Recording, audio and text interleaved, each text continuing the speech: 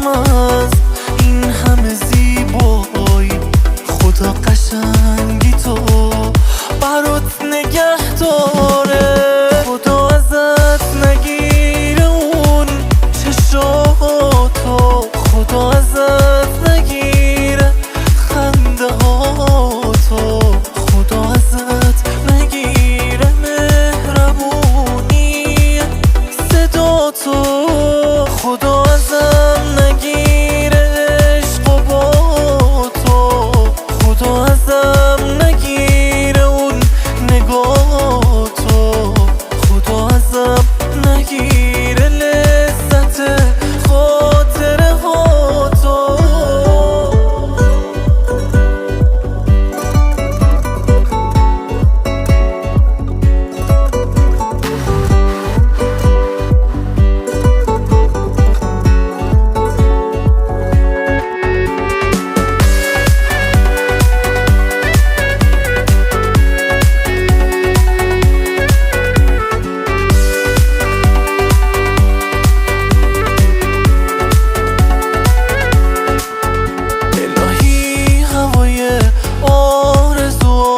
روشن باشه نفسهای تو، آرامش قلب من باشه.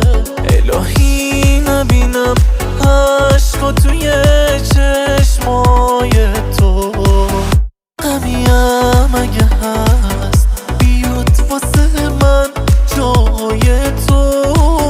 با تو آرومم و بی تو پریشونم، نرو ترکم نکن، نرو نمیتونم.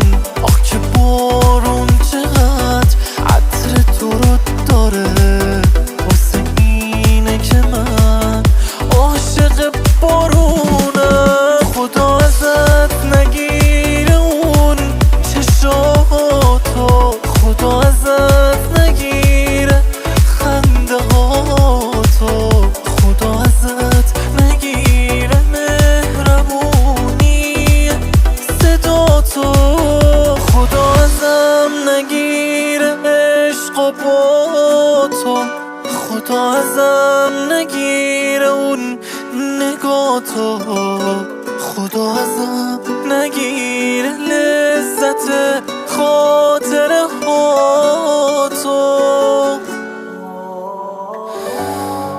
الهی که صدات همیشه تو گوشم باشه، تب عشق تو تا ابد تو آغوشم باشه. الهی که ازت غم نگیره احساس تو، میخونم با همین صدای خسته واسه تو.